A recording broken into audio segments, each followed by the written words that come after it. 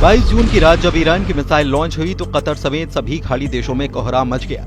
जैसे ही ईरान की missile Qatar के अल उदैद मिलिट्री बेस की तरफ बढ़ी, वैसे ही आसमान में तेल अवीव जैसा खौफ पसरने लगा। खाड़ी में ट्रंप का टावर तोड़कर ईरान के सर्वोच्च नेता खामनेई ने बता दिया कि डोनाल्ड ट्रंप और अमेरिका की दादागिरी ईरान के आगे नहीं चलेगी, जवाब बराबर दिया जाएगा। इन मिसाइलों ने क्या किया, वो 23 जून की सुबह देखने को मिला। ईरान की बैलिस्टिक मिसाइल ने कतर के अल उदैद एयरबेस में उसके टॉप सीक्रेट रेडोम को राख में तब्दील कर दिया। इस बात की पुष्टि अब अमेरिका के रक्षा मंत्रालय यानी कि पेंटागन ने कर दी है। पेंटागन ने माना है कि ईरान की बैलिस्टिक मिसाइल ने सर्जिकल स्ट्राइक की। अमेरिका ने पहली बार इकरार किया है कि ईरान की बैलिस्टिक मिसाइल ने उसे इतना बड़ा नुकसान पहुंचाया है, जबकि डोनाल्ड ट्रंप ने दावा किया कि ईरान की मिसाइलों से कोई नुकसान नहीं हुआ। कतर में अमेरिका का अल उदैद मिलिट्री बेस फिलहाल पूरी तरह से चालू है, लेकिन ईरान की मिसाइलों ने साफ कर दिया है कि पूरे पश्चिम एशिया में चाहे अमेरिका हो या इजराइल, दोनों का कोई ठिकाना उसकी मिसाइलों से नहीं बच सकता। इसलिए कहा जा रहा है कि ईरान ने कतर में ट्रंप का सीक्रेट टावर तोड़ डाला। अब इसे रेडोम यानी कि रेडार डोम कहें या फिर ऐसा वॉच टावर जहां से ट्रंप की सेना पूरे ईरान पर नजर रख रही थी। ईरान ने कतर में अमेरिका के ठिकानों पर उसी रात हमला किया जब अमेरिका ने ईरान के फोर्टों समेत 3 परमाणु ठिकानों पर बमबारी की थी। अमेरिका के अड्डों पर हुए इस हमले को ईरान के बदले के रूप में देखा गया, लेकिन शुरुआत में अमेरिका ने इसे नाकाम अटैक बताकर मामूली बात बताया। ईरान ने 22 जून को अल उदैद मिलिट्री बेस पर 14 मिसाइल दागी थी। अमेरिका ने उनको पूरी तरह से काउंटर करने का दावा किया। ट्रंप के मुताबिक ईरान ने 14 मिसाइल फायर की, जिसमें 13 को मार गिराया गया, जबकि एक को काउंटर नहीं किया गया क्योंकि वो एक ऐसी जगह पर गिरने जा रही थी जिससे किसी नुकसान का अंदेशा नहीं था। लेकिन अब कतर के अल उदैद एयरबेस की सैटेलाइट तस्वीरों ने अमेरिका के दावे को पलट दिया है।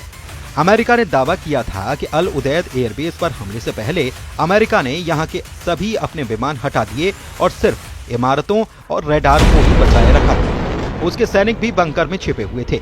लेकिन 23 जून की सुबह सैटेलाइट से ली गई तस्वीर बता रही है कि अमेरिका का रेडोम पूरी तरह से जलकर खाक हो चुका था। ट्रंप के रक्षा मंत्रालय का कबूलनामा बता रहा है कि ईरान ने इजराइल के बाद अमेरिका को भी बहुत बड़ी चोट दी है।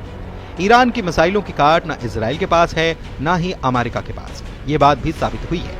लेकिन सवाल यह है कि क्या इस बात से ईरान और अमेरिका के बीच तनाव अब नई बुलंदी पर पहुंचने वाला है? ईरान ने इस युद्ध में अपनी मिसाइल पावर लगातार दिखाई है।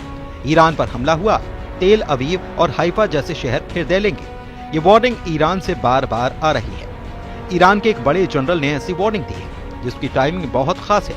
ईरान की सेना ने इजराइल और अमेरिका को डराने के लिए अपना मिसाइल अपडेट जारी कर दिया है। ईरान के मेजर जनरल याह्या रहीम सफ़ी, जो कि सर्वोच्च नेता अली खामनेई के सलाहकार भी हैं, उनका दावा है कि ईरान के पास हजारों मिसाइल और ड्रोन हैं जो खुफिया ठिकानों पर रखे गए हैं और अगर ईरान पर युद्ध हुआ तो उनको इस्तेमाल किया जाएगा। कह सकते हैं कि ये वार्निंग सीधा अली खामनेई की तरफ से आई है। ईरान बार बार ये दावा कर रहा है कि उसने 12 दिन के युद्ध में अब तक अपनी पूरी ताकत का इस्तेमाल ही नहीं किया, न ही अपनी नौसेना और IRGC की कुड्स फोर्स को तैनात किया, और अगर दोबारा युद्ध ईरान पर थोपा गया तो इसका नतीजा इजराइल की संपूर्ण तबाही होगा। मेजर जनरल याह्या रहीम सफ़ी का दावा है कि उनका परमाणु कार्यक्रम और मिसाइल टेक्नोलॉजी ईरान के वैज्ञानिकों की मेहनत का नतीजा है और उसे तबाह नहीं किया जा सकता। ईरान ने हजारों मिसाइल और ड्रोन का उत्पादन किया है और सभी सुरक्षित जगहों पर रखे गए हैं।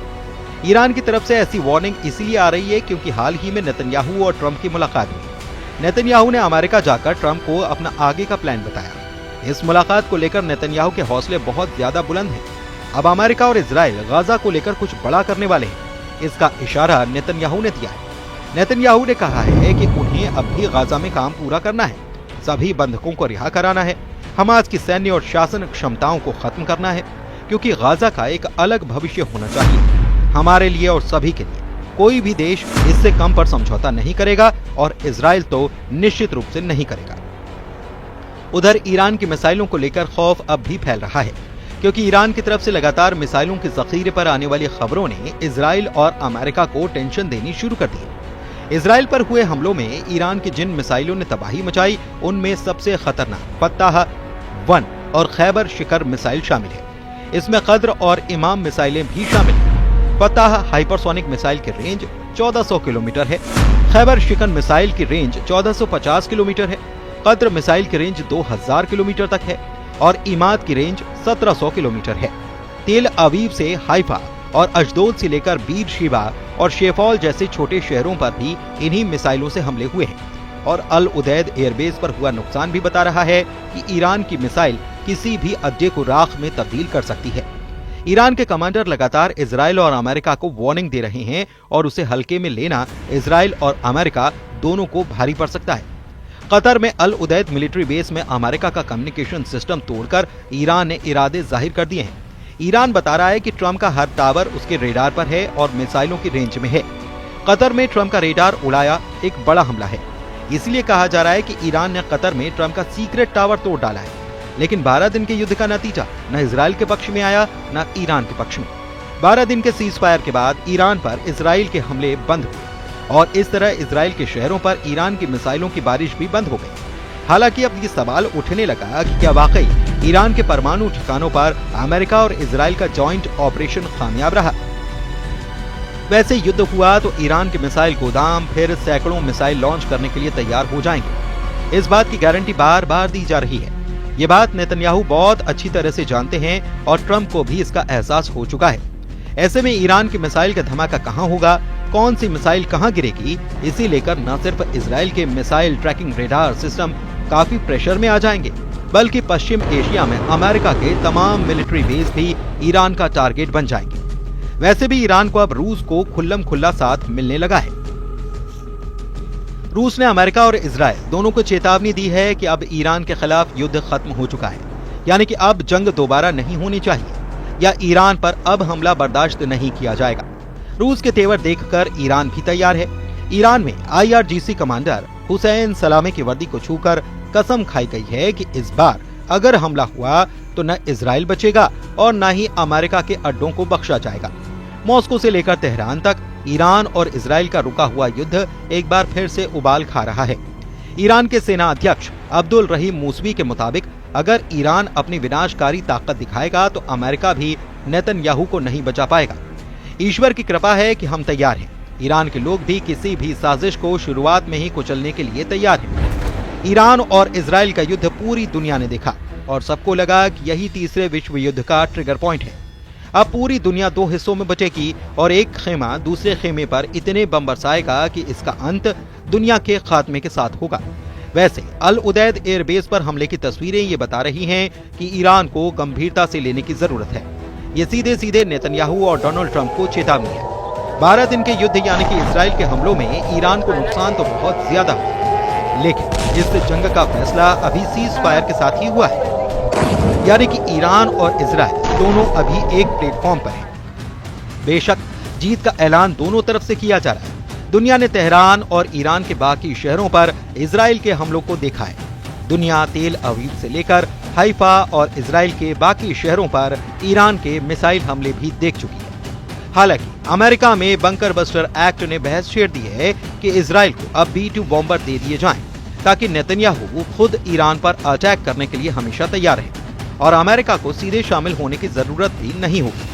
ऐसा इसीलिए क्योंकि ईरान पर 22 जून को हुए बंकर बस्टर वाले हमले ने अमेरिका को भी खामनेई के सीधे टारगेट पर ला दिया है।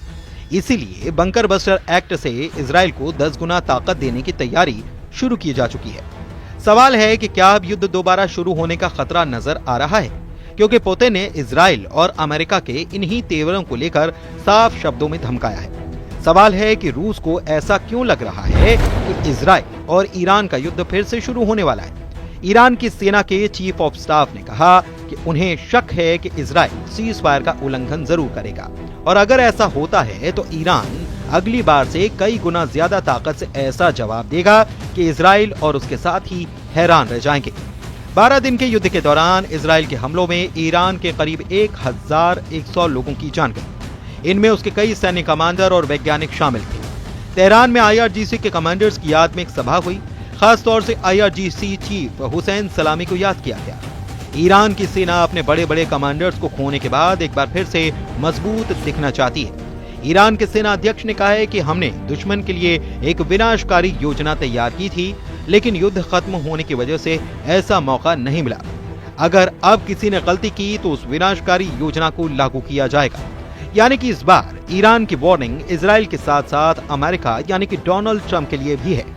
और वार्निंग बहुत साफ है कि जिस तरह से मिसाइल वाली आतिशबाजी तेल अवीव और हाइफा ने देखी है, वैसे ही हमले खाड़ी में मौजूद इजराइल के सभी साथियों पर भी होंगे और इसमें ईरान इस बार कोई कोताही नहीं बरतेगा।